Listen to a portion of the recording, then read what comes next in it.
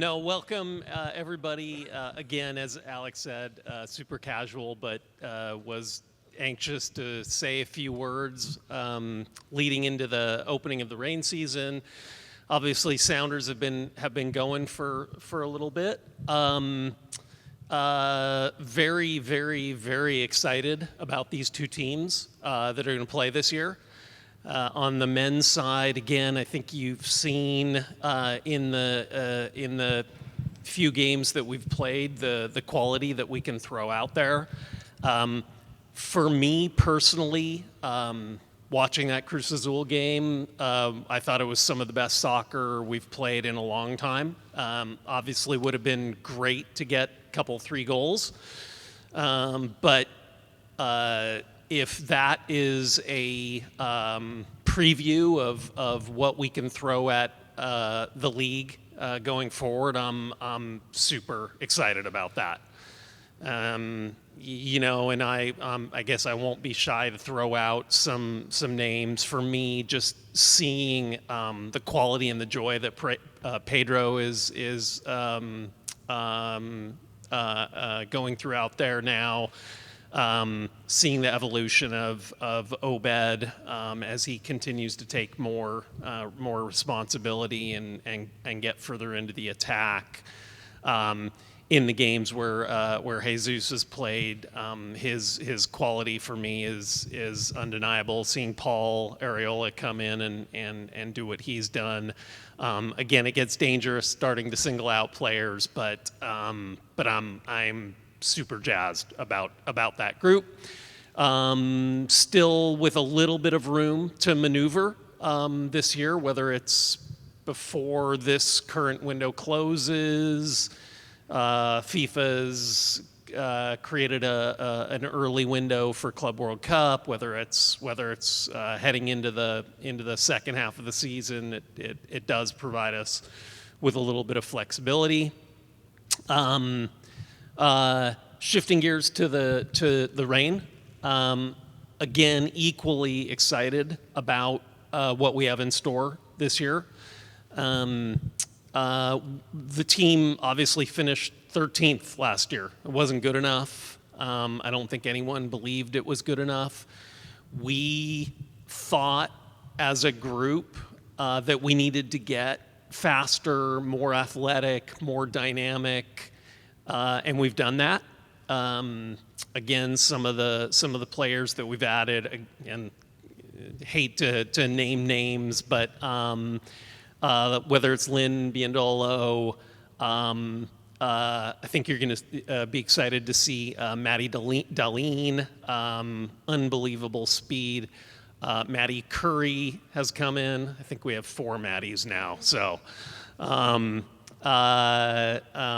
Emily Mason has shown well. Getting Jess healthy. So again, very, very excited about some of the options that Laura has available to her, the work that Leslie and Laura have done together to prepare for this season. Again, same with the rain. We have some maneuverability, not a ton, and everybody is also dealing with a new CBA on the NWSL side. So first year with no college draft, players signing directly, complete free agency. So it's been a learning curve. For all of us, and obviously Leslie and Laura have been in the women's game for a while. For me, it's now 8 months, and so it has been a steep learning curve there. But very excited about that. Overall, just again, the past year, the years in front of us.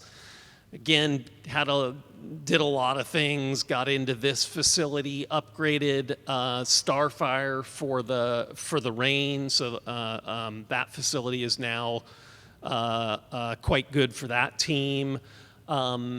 going through the rebrand last year. I'm sure Hugh will mention some of this, and Maya, both kits for both teams.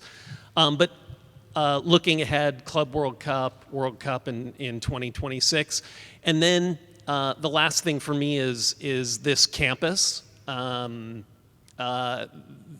There are tidbits coming on this campus. It's gonna be slow and steady, but obviously we have partners on this 160-acre campus that we're working with daily to ultimately see the evolution and the vision be fulfilled on what this overall campus could be. Certainly a stadium is still something that is out there. Lots of work still to do, and science to be done on our and conversations with our fans to make sure that we believe that this would be the right place for a stadium. But as I've said for probably 15 years, every sports team, every sport dreams of their own, having their own stadium, and we're no different. Again, just one little tidbit, Alaska Airlines in that giant building sitting to the north of us, building their global pilot, flight attendant, engineer training facility there.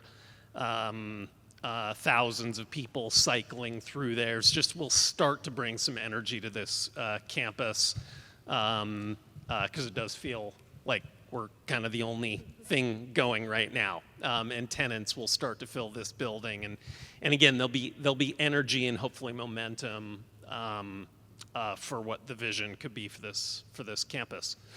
Yeah, so with that, I'll pass it to Maya, and again, I think we'll have time at the end for questions.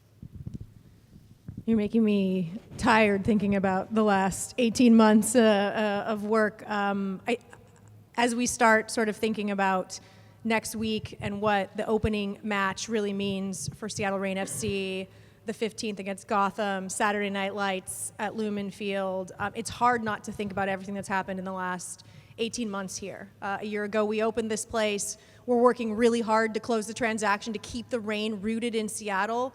The reality for us is that it is all the change that Adrian is referencing. We knew we weren't good enough on the field.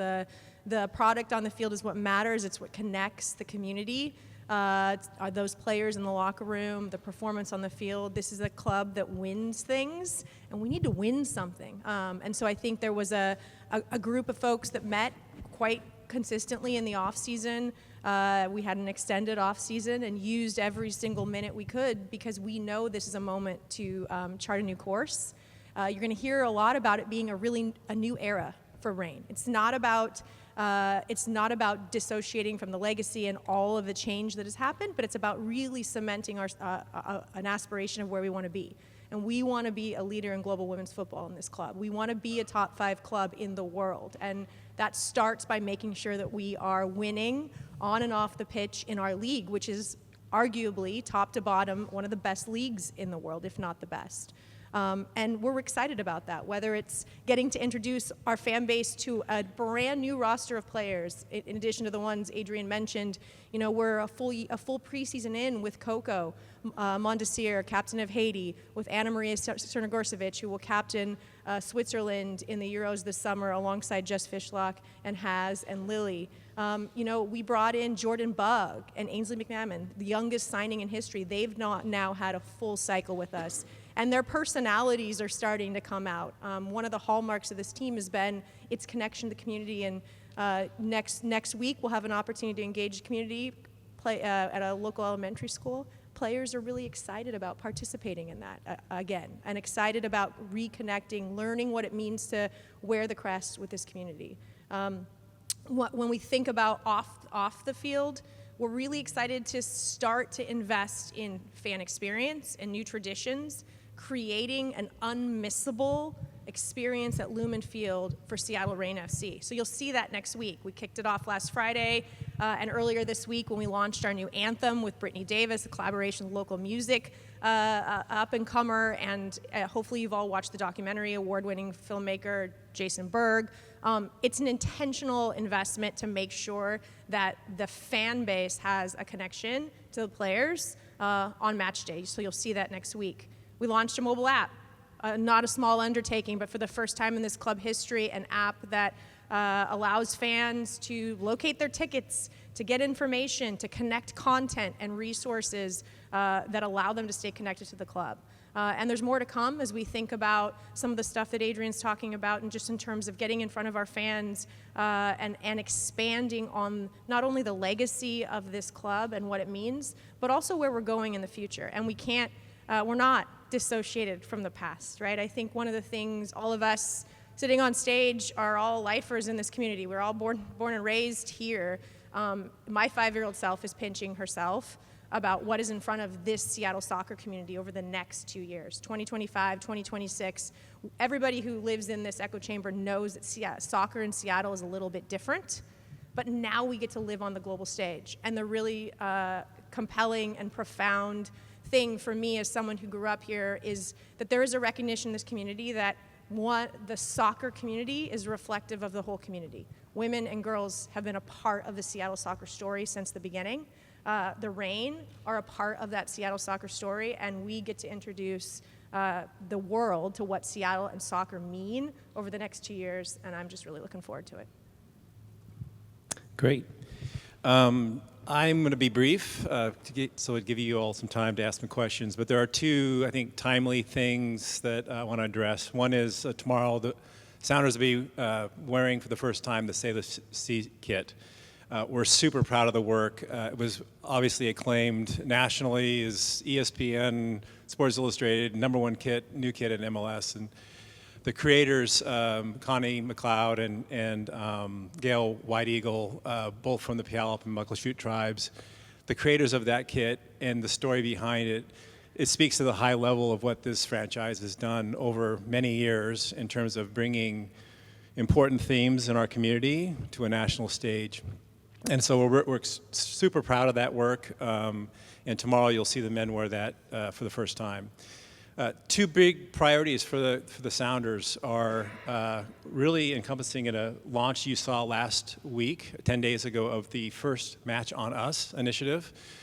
That is an initiative which addresses our need to get new fans, new generation of fans coming to our matches. We believe that the experience at Lumen Field is unique and different and special. And so therefore, giving people an opportunity to witness it firsthand was critical. So that launched 10 days ago. We've had over 10,000 people raise their hands to sign up for a future match this season.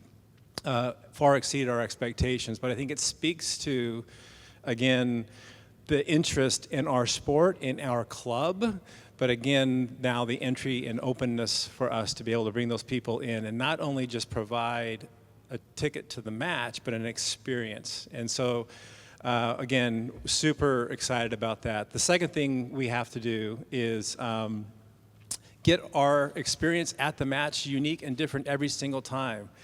We've had a long, dedicated, loyal fan base who buy their tickets every year, and we need them to show up for every match. And that has been, again, an engagement strategy with our current base and getting them invited to special experiences. If you walk the concourse, if you walk different areas of the Lumen Field, you're going to see different activations. You're going to see us showing up and engaging, again, our fan base in a different way, because we want there to be a fear of missing out if you don't come. And so those are two huge initiatives you'll see, again, continue to take form and evolve over the season, but super timely as we head into, again, our match tomorrow against LAFC. So with that, Alex, you now control the baton. Okay, we'll take questions here from the room. Jose, we saw you first. Giselle is going to bring it around, or actually, I can actually start it. And then I'll just call on folks from the podium. Go ahead, Jose. Thank you for making the time to meet with us. One of the questions that I wanted to bring up is how are you going to measure success in this partnership that you've created, and how are you going to make it more accessible for some of our media members that may not necessarily have as much access to the rain as obviously you guys are wanting more engagement from us. What are some of the things that are going to be done in a manner that's going to make it not only welcoming but also demanding of us to then want to come to you? It's got to go both ways. It can't just be you asking of us and us asking of you. But what are some of the things that you're going to try to do or try to mirror what the existing club already does that's going to make it easier for us and more appealing for us to join you? You're welcome at rain training anytime you want to come on over. I'll walk you around, introduce you to all the players. Look, I think the beauty of having lived at Starfire for all the years prior to coming here is that it's open and it's accessible. One of the challenges for us is that it's open and that it's accessible. But the very first opening training session this year, right? The opening day for the entirety of the team to be on the field happened to coincide with a massive youth tournament. And we went to the youth tournament partners and we said, hey, let's create a moment, right? Where this could be friction for parking and logistics and we're over here and you're over there. Let's create a real moment, right? And so we had them send out notification to all of the participating teams. And if you have seen some of the pictures, we had young people lining, right? Just walked over from their games or whatever they were doing, lining the entryway to welcome the players back to the pitch, right? And so it's about using the spaces and places that we have that are natural connecting points. Soccer's naturally a connecting point. Jordan Heidema started signing autographs, started to engage with a young team that was playing in a semifinal that day, sprinted past me, went back to the boot room and got a whole armload of boots and ran back and said, where'd the team go? I promised them I'd sign cleats and give them to them. So it's a thousand little things, but it's about having an intentional sort of choice to be really open and accessible. And the team, that's the bread and butter of this team. These are players who are profoundly interested in growing the game and the legacy of the sport, not just in women's football, but the sport in the region. And I think it starts there. On match day, we want the experience to be the same for members of the media, for fans, to sort of this open, accessible, inclusive environment where you are welcome and you want to cover us. And then it's a little bit of what, we've got to put a compelling product on the pitch and be relevant. Seattle's a great sports town, right? And we have to perform in this town to continue to be relevant in a sports market. And the team wants to win. Laura wants to win. Leslie wants to win. I want to win. Adrian and we all want to win up here. And so it's about making sure that we both have an open door for that connection, and then we are compelling you to come back. I'm going to just two quick ones. One, I will put this on Alex and you, let's talk about it. Let's figure out because look, the Reign are training at the same time. It's hard to cover. Let's figure out how we can make it better, easier for you to because we want you covering for sure. Again, Weibs, Schmetz may kill me for saying this out loud, but I previewed it with the Reign earlier, and again, this is news for a whole bunch of people. But I did have this idea recently that when the summer hits, the grass gets a little more resilient. Could we schedule a couple 3 training sessions where both teams are here? Great opportunity to again, start to sample the product a little bit more, spend time with the Reign, get to know them, and sort of make it easier on you. Because I do get it. It's it's hard to be in 2 places at once, and we have to find creative ways to make it easy to cover the Reign.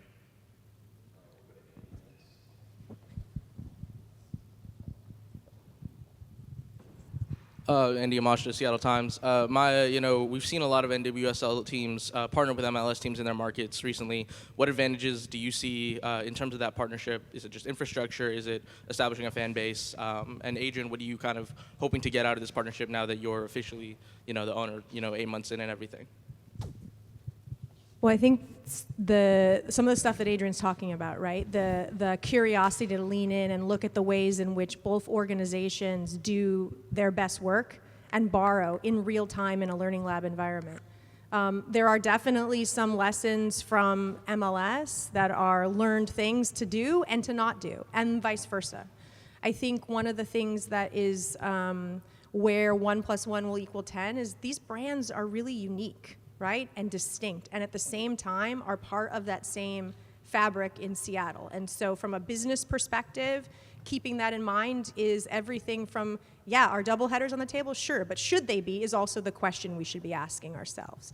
When we do jerseys with deep meaning and collaboration, using the spotlight that Hugh's talking about, what's the opportunity? How can we push Nike the way we've pushed Adidas to do something similar on the Reign side? So it's an overarching belief in a common mission for us as an organization, right? We have a common mission for both clubs: create moments, enrich lives, unify and uplift through soccer, and then driving through decisions and opportunities and leaning in with curiosity to make sure that both clubs are resourced in a way that allows them to be great on and off the pitch and impact our community along the way. Yeah, I think the only other thing that I would add to, Maya answered it perfectly. I'm born and raised here, and you're asking as owner, kid that was born and raised here, grew up with the Sounders, now is all in on the Reign as well. We want to inspire the next generation of players and fans, provide aspirational opportunity for kids. Maya mentioned, out in the community, going to a school, school appearance with the Reign. Those are memories that I have that are indelibly marked on my childhood and made me connect with the Sounders for life. And so we need to do that. We then, again, she mentioned create memories, create moments, enrich lives, unify, creating those amazing moments of a packed stadium where the Reign are playing for a championship, and again, just capture the spirit and the emotion of a community. And then, look, I sort of beat around the bush on this, but I really do think that I believe, look, my belief is that these soccer teams need a home of their own that smells and feels like soccer 100% of the time. And so when you're asking, like, now that you own the team, what is a priority, or what will success look like? I think that's gonna be part of my answer as well. Lumen Field is awesome. It's been a great home for the Sounders and Reign, and maybe that will never change, but my gut tells me, and again, as I've traveled around the world and seen what a soccer experience can be in a stadium that is dedicated to soccer, I think eventually that has to be part of the answer.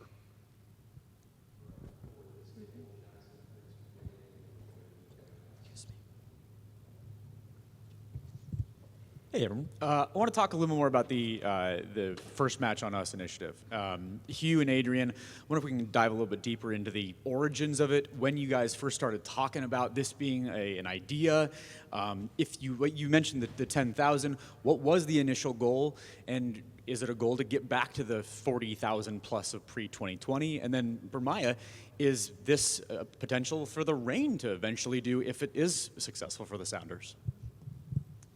So I'll start. The genesis of this probably started 2 years ago when I got here. We started thinking about and evaluating. Adrian and I had a lot of conversations over the last few years about the maturity of the fan base and the fact that they've had such sustained success for so long that the expectations are so high that they start distinguishing a Wednesday match against a lighter opponent versus those big matches on the weekend against rivals. And so, again, it was this idea about how are we out there recruiting that next generation, and who are they, and how do we get them in, and what is the point of entry? So I would say, in order to pull something together like First Match on Us, and the reason that why you're seeing it staged with the Sounders before the Reign is that it takes a certain amount of infrastructure. How you pull the data in, how you turn it around into an offer, how you make it part of an experience that is not just a, quote, free ticket or whatever. So all of that work has been percolating for over a year to get this out. To answer your question about what was the goal or expectation, I think we thought 10,000 people would raise their hands, but not in 10 days, right? We didn't think that, and we actually haven't even pulled every lever we can, right? We went out with a direct mail, right? Because people are consuming and being introduced to new ideas in different ways now. I don't know if you guys, my experience is my mailbox used to be full and now it's empty, and my email box is full. And so we've got to figure out different ways to touch these new audiences. And so what you're seeing through that initiative is just really something we believe is a playbook that will work in a big way for the Reign, because the Sounders have the benefit of awareness. Like if you actually poll scientifically people, residents of Seattle, they can name where we play, they know who we are, they can maybe even name a player or two, and so our awareness is almost at 70%. Most people know us. They may not know what the experience looks like. The Reign have an entirely different challenge, right? Their awareness is much less. So the First Match on Us will be part of a series of things we do, but for this moment in time, it was right for the Sounders to launch that. I don't know if there's anything else on your questions that I missed. But also, I think the last thing Hugh mentioned, this is one thing. That there are more ideas percolating, there are more opportunities, and so we're in a mode of capturing new fans for both teams.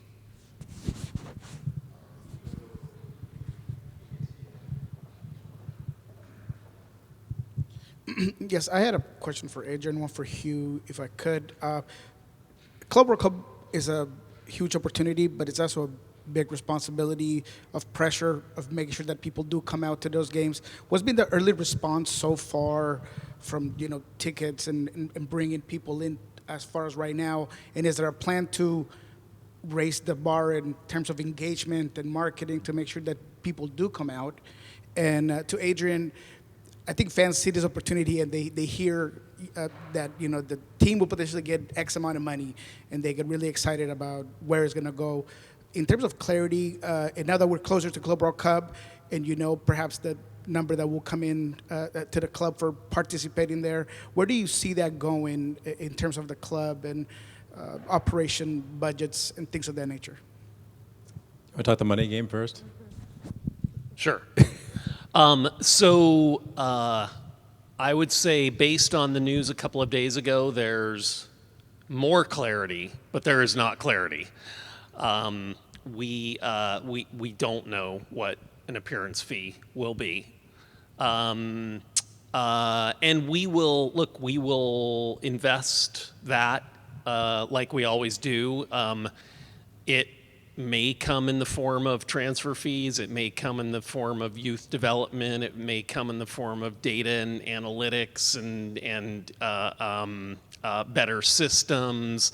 It may come in the form of infrastructure that helps the team going forward. There are a there are a myriad of opportunities to get better. Yeah, I think that. So building off the theme of information is not clear. There's not a lot of insight that we have at this moment. We all know this is a really big deal, right? This is a freaking big deal, not just for our community, for the Sounders to be in this tournament. But it is the first time this tournament's been put on, right? So there has been a lot of learning. So when it comes to actually the marketing, the tickets, all of that, I think first off, the first win is because of Adrian championing the club and the community, we were able to host matches here. That's a huge win, economic benefit for the entire community, but also for our fans. The second thing we fought for was to give our fans access to purchase before everyone else.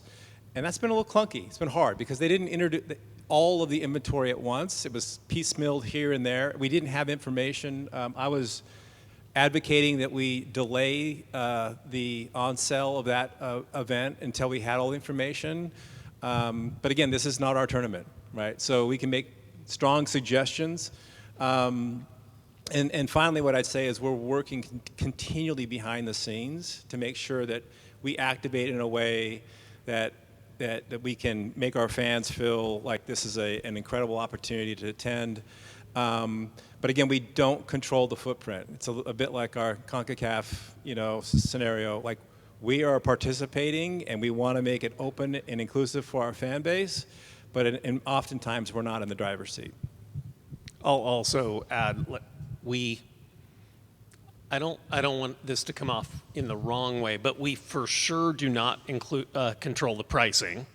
And somebody might say the prices are cheap. I think others would say maybe it's expensive. So clearly price has something to do with demand and tickets sold. And so that's, I suspect going to be a continuing sort of work in process as well. We have been told, though, that Seattle is one of the best-selling markets in the country. We don't know more than that. We don't know anything else.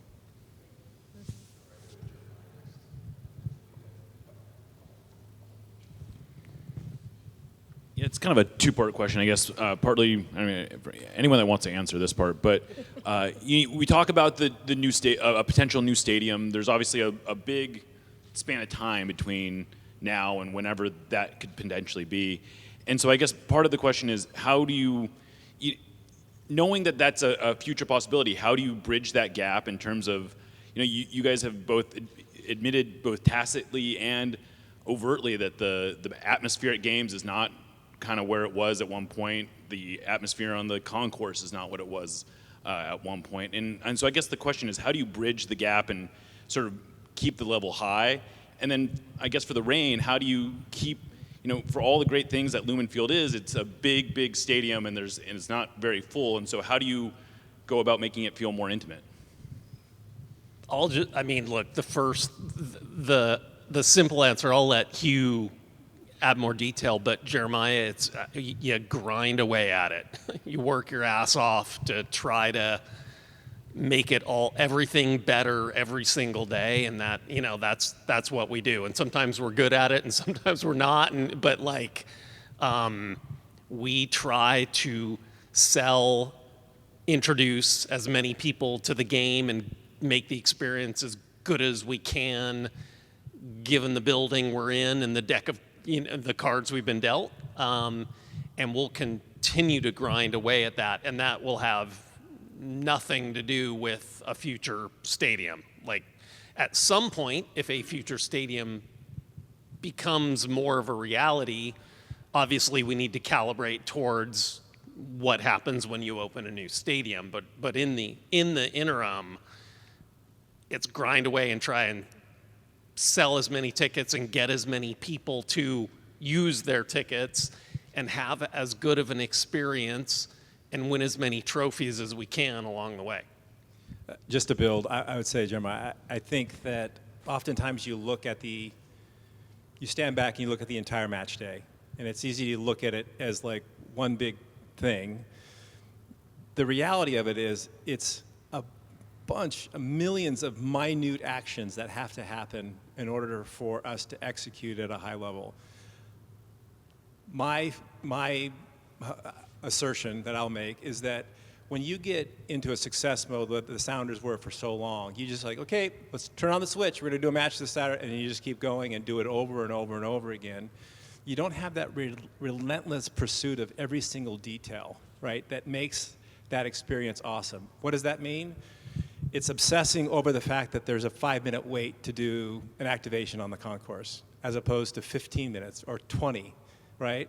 It's creating a culture where your staff, whether you actually have an assigned duty that night or you're just there as a fan with your family, that you're engaging and you're intercepting and you're making sure that experience for those people that have spent their hard-earned money to come to our matches have a positive experience. That was not necessarily present. It's something that you have to inject, and it has to be something we have to make part of the way we think about everything. So when I say walk the concourse, and when you see, like, those small details are the things that make someone's experience incredible and awesome and the reason they want to come back. Or, again, standing in line 25 minutes for a cold hot dog or whatever is not fun, right? So part of this we can control. Some of it we partner with Lumen on, and we have to be more, we are having more conversations about what that experience and our standards and expectations are on the things we don't control. And so that's how we bridge the gap between now and when we actually control everything there, is we have to put the actual work in place to grind out, as Adrian said, every single detail. And, I mean, you said it on the Reign side. The elephant in the room is that we're playing in an NFL football stadium, right? And so our job with the Reign is sort of twofold. It's one, forget about the elephant. We got to make you forget about the elephant. And the other side of that is just because the Seahawks or a concert or the Sounders use spaces and places one way doesn't mean that we rigidly look at that and say that's how we're going to use those spaces, right? So we've done the same exact operating principles, the same exact attention to detail to really look at what the match day experience could and should be. Where are our fans? Where do they walk through the front door, right? Where's the living room? Where do they go to the kitchen to get something to eat? What's available in the refrigerator when they're going to get something to eat, right? One of the things we've heard consistently from our fans is that, gosh, it just feels like everything is shut down on match day. We're going to open things back up, right? And we're going to help you find the places where people are on match day and put some more cool things there, right? Part of it is partnership, right? We're growing our partnership base in real time as well. Partners that are super interested in women's sports and women's football, and that want to be part of growing the fan experience. And so a lot of the conversations the team is having are what are those right partners to grow the fan experience. There's a few of those we're going to announce over the next couple weeks, so start seeing some of them on match day help enhance that experience. And then a lot of the other detail and I talked about this before, is a connection to community through the match day, right? I think one of the other things we heard about from our fans was, I come because I love watching the women play football. Like, I come for the match. We want you to come for the other things that are in the match. We want you to come for the camaraderie and community of being at the match together. And so the intentionality of working with Brittany to deliver an anthem, to have a new ritual, a new point of view on how we connect people to what's happening on match day. Those are the kinds of things, when I say make the product unmissable, it has to be a combination of all those factors and the relentless pursuit of detail and a real understanding that, you know, the way that a family, like my family with my 2 young kids, is going to go find Dippin' Dots is not how maybe somebody who lives in the city who is trying our product for the first time on one of our many Friday night matches might want to experience the game and be willing to experiment with those curated experiences for those different fan bases.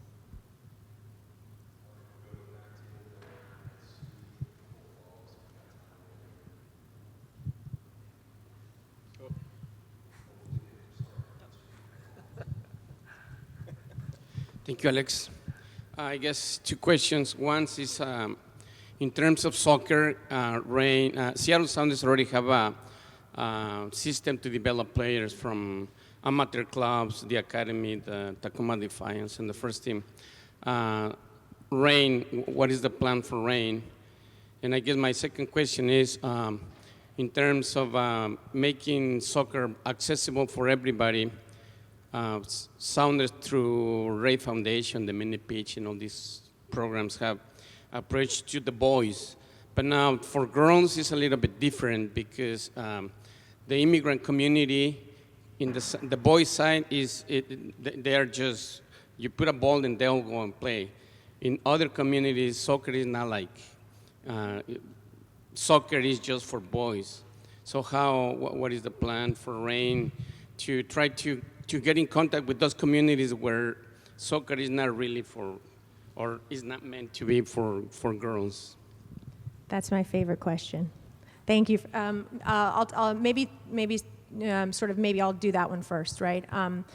Ray Foundation is now the official charitable partner for the Seattle Reign FC as well. So we're working in real time as we are committed to the next 26 mini pitches before 2026 of aligning around where those investments might reflect the Reign, and we're working specifically on 2 mini pitches right now in Eastern Washington. That was where we decided to go first. We've already collaborated in Tacoma on 2 mini pitches under the OL ownership, collaborated with Ray Foundation, with the Sounders on a couple mini pitches, but you'll start to see some more intentional interaction. Next week's elementary school event is part of exactly what you're talking about. There are a lot of individuals, and Rain, along with Sounders, are members of the Play Equity Coalition here in King County, right? And so I think one of the things that you will see is more intentional partnership with those organizations that are supporting the outcomes that you're talking about. There's an awesome woman that we connected with who is a PE teacher at White Center Heights Elementary School, who started an after-school program for the girls specifically because they didn't feel comfortable playing with the boys for all of those cultural sensitivities that you're talking about. It's about finding more people like that and ensuring that they have the tools, whether it's soccer balls or goals or facilities, to make sure those kinds of programs thrive. So it's a number of things, but we are partnered there. When we launched the kit last week, we launched the Rise platform. It's named the Rise Kit. A restatement of sort of the core commitments for the brand, and chief among them are to champion and affirm the power of women, girls, and gender diverse people, and to advance equity in play, right? Equity in play for all in our community. And so partnership with RAVE will help us do that. Remind me, I got so excited about your second question. Remind me the subject matter of your first question. It was about? Academy. Oh, that one's fun too. Okay, good. Amy will kill me that I didn't say that one was fun too. Amy Griffin, member of the 1991 U.S. Women's National Team from here, first star on our chest for the women, is the technical director of Seattle Reign FC's Academy program. So we do have an Academy program. It's a slightly different model than the Sounders. It's not a player pathway program at the moment. You heard Adrian mention the shift in the CBA. There's no college draft. The entire sport ecosystem for women's football in this country and how we develop players is in flux right now. And so we're committed, first of all, to make sure that Amy has the tools to continue to grow the Academy program. There are a number of players from the Academy program that have been with our youth national teams that have come from the Seattle Reign Academy. She has worked hard to make sure that we are also providing connectivity to Leslie in this interim environment, and sort of, can we bring in players from clubs? Jordan Bugg's a good example. Emery Damas is a good example. Those are clubs outside of the Pacific Northwest. Similar to how Obed was able to come from Alaska. How do we in the interim, while the context and the competition format and the player development period is being worked on at a national level, how do we still provide a place through our academy, through the first team, to invite those trialists in, because the landscape has shifted, and I think you're going to continue to see a wave of youth come through NWSL, come through USL. We've signed some players, loaned them to USL teams to get more minutes. Sam Mays is a great example of that. I'm excited to see her play this year. So I think there are probably 3 or 4 different solutions, but our academy program and how we connect it to the development period is a work in progress. Can I just 2 more points? One, maybe Maya said it, but we are sitting on a gold mine in this country of potential players from the entire, our entire community of girls that play soccer, as young kids and maybe fall out of the system at some point. It is a massive competitive advantage we have in this country, because although in some of the immigrant communities it may not be as widespread, it is in this country. We're ahead of most of the world in terms of girls playing soccer. I guess I'll just add to that. So I am on the competition committee for NWSL. Leslie is sitting on a youth development committee for NWSL. Spending a lot of time with JT Batson, president of U.S. Soccer, CEO of U.S. Soccer, and that organization. They realize this is a huge opportunity, and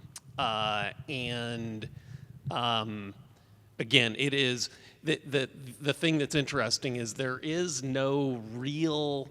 I mean, there are youth clubs, but there's no sort of consolidated ecosystem and especially at the top of the pyramid as kids head towards being professionals, like there is with on the boys' side right now. So it's an opportunity to create it from scratch today and try to get it even better than what we've done on the boys' side. The final thing I'll say is the World Cup in 2026 on the men's side, and every World Cup, whether it's 27 for the women in South America, or it is 31, which I think there's betting odds has it in the United States for the women. Those are these seminal moments when you can bring tons of new people, fans, girls into the soccer ecosystem. So that 2031 World Cup, although it's a ways out, could be one of those moments that's transformational in immigrant communities, but just overall for bringing more girls into the soccer ecosystem.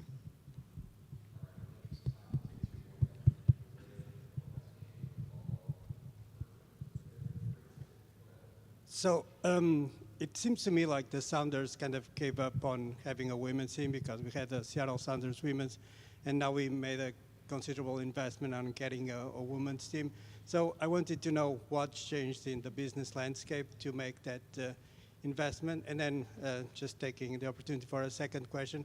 We've seen the MLS have coaches of women's teams, like our neighbors to the south being a coach of MLS, but it doesn't seem like there's a good route for a women's coach to be head coach of MLS. So when do you see that happening? Do we need something like the Rooney Rule?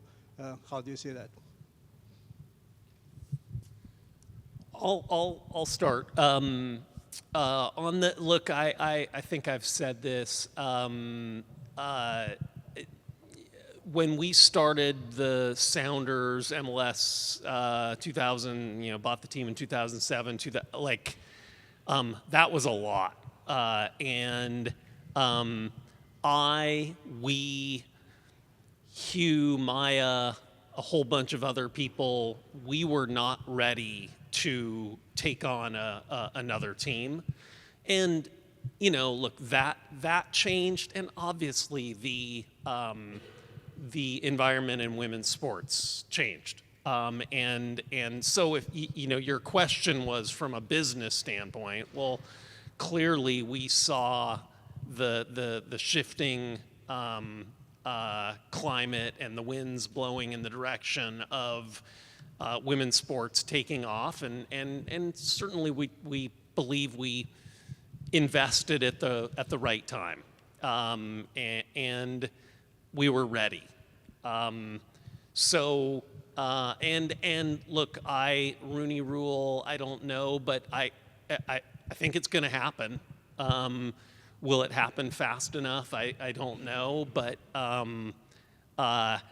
again, Laura is awesome. Laura and Brian and the Reign coaching staff and the Sounders coaching staff have begun major collaboration, getting to know each other. Will it happen first with the Sounders, Reign? I don't know, but I think it's only a matter of time before women are playing a major role in MLS, and yeah, maybe we'll be leaders there.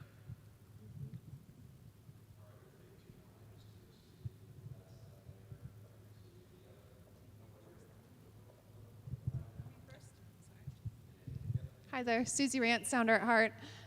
You mentioned the Reign, like possibly having the chance to, or needing to leave Seattle as part of the sale, and that was something that was at risk in 2019 as well when OL bought. And I'm just wondering, as much as you can, to take us behind the scenes in those negotiations and like how much of a threat that really was that the Reign might be leaving Seattle, and how much you had to fight to become the new owners. Well, I mean, there were multiple groups that wanted to own the Reign. I really can't speculate about how much risk there was of the Reign leaving. I'm not even sure that the owners who also wanted to own the team knew for sure. But you know, in professional sports, there's always some tiny bit of risk that an owner will, you know, pick up a team and move it. Again, I don't. The Reign aren't going anywhere now. We're super excited about the partnership, and you know, we haven't mentioned the Carlisle group who stepped up and are our partners, have been amazing partners to us. Super enthusiastic, encouraging. Again, they're a private equity firm, but their principals, the people that we deal with on a day-to-day basis, are as passionate about this as we are. I spend a lot of time on the phone talking about players and, you know, what the system is going to look like, way more than the revenue and the value of the team. So anyway. Yeah, it was certainly a risk, but I honestly can't tell you how big of a risk it was. Did I miss anything there? For Adrian, you've talked a lot about the future of this site. Do you envision the Reign ever moving here permanently down the road? And then also, what does acquiring a player like Lynn mean as a kind of statement from your new ownership group? So on the first one, you know, we have had conversations about what it could look like here. There is a multi-year lease in place over at Starfire, but obviously we have a lot of, you know, empty space here. So it is something that we've considered. Do we have enough grass? Can we you know, create more grass? Do we have all of the infrastructure to accommodate? Is it the best solution for the Reign? Because, by the way, there are going to be 15 other communities that would love to house the Reign. So at the right moment, we will, you know, we'll figure that out and figure out what the best long-term solution is. Lynn, I can let Maya is more of an expert in women's soccer and has been following the NWSL longer than I have. But I mean, to add, Lynn has been, first of all, an amazing pro, amazing human being.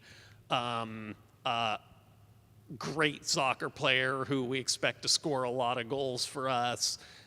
Great name, obviously prolific career in NWSL and with the national team. A leader in the locker room already. after a couple of months. Yeah, I mean, a statement signing, and I don't suspect that'll be the only statement signing that we make in the next bit as we try to get the team to a place where it also is competing for a championship every single year.